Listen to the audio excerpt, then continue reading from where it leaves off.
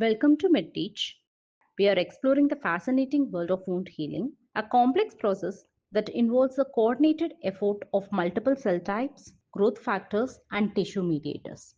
A wound is a disruption in the continuity of the skin or mucous membrane, resulting in damage to the underlying tissues. Wounds can be classified into several types based on their etiology, severity, and characteristics. They can be acute wounds, which are the wounds that occur suddenly and are expected to heal within a predictable time frame, such as surgical incisions, cuts, or abrasions. There can be chronic wounds as well, which are the wounds that fail to heal within a predictable time frame, such as diabetic foot ulcers, pressure ulcers, or venous ulcers. Wounds can be open wounds and closed wounds as well. Open wounds are the wounds that have an open cavity or defect, such as ulcers, abscesses, or traumatic wounds, and closed wounds that do not have an open cavity or defect, such as bruises, hematomas, or contusions. Wounds can be described based on their characteristics, including size, which is the length, width, and depth of the wound. Then the shape. The shape of the wound can be linear, circular, or irregular. The location of the wound in the body, and also the depth of the wound, including the number of tissue layers involved, and finally the edges, the appearance of the wound edges, such as smooth, irregular, or rolled. What are the stages of wound healing? See, wound progress through several stages of healing, including three important phases, which are the inflammatory phase, proliferative phase, and then the remodeling phase. The inflammatory phase is a phase where the initial response to injury is characterized by inflammation and activation of immune cells. There is clot formation and increased vessel permeability, neutrophil migration, as well as macrophages also come, which clear the debris. Second phase is the proliferative phase.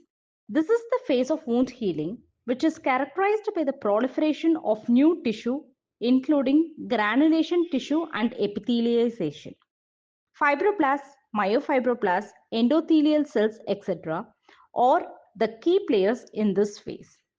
And finally, coming to the remodeling phase, which is the final phase of wound healing, that is characterized by the remodeling of new tissue and the restoration of tissue strength as well.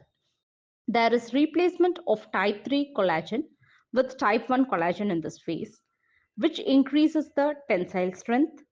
Fibroblasts and collagenases are the key players here.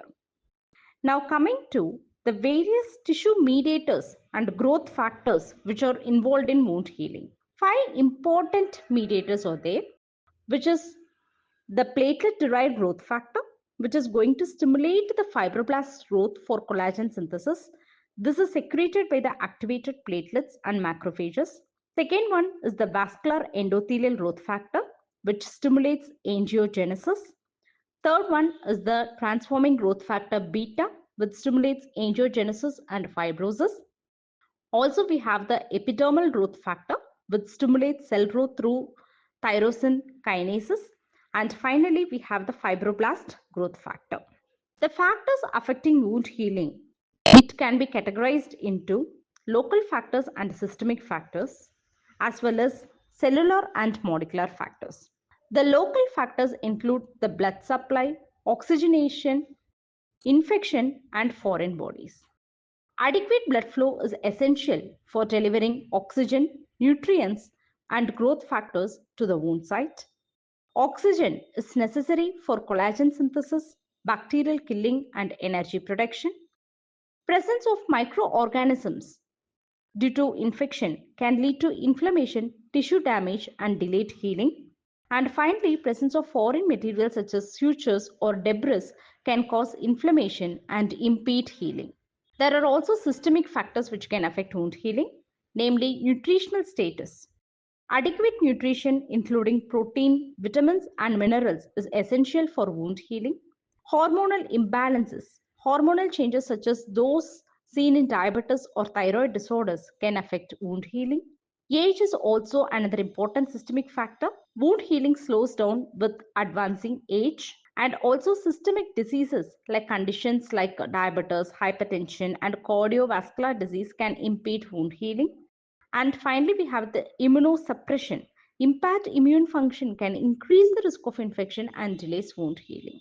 And the last category of factors which is affecting wound healing is the cellular and molecular factors. For example, growth factors. Growth factors such as platelet-derived growth factor and vascular endothelial growth factor, which we have discussed below, play a crucial role in wound healing. And also cytokines such as interleukin-1 and tumor necrosis factor alpha regulate the inflammatory response and wound healing. And extracellular matrix. The extracellular matrix provides a scaffold for cell migration, proliferation, and differentiation during wound healing. Apart from this, delayed wound healing can also occur due to vitamin C and copper deficiency, which delays the second phase of wound healing, and also zinc deficiency, which impairs the collagenase function, leading to delayed wound healing. That's all for today's video on wound healing. We hope you now have a better understanding of the different phases of wound healing, the key players involved, and the various factors that can impact the healing process. Thanks for watching MedTeach.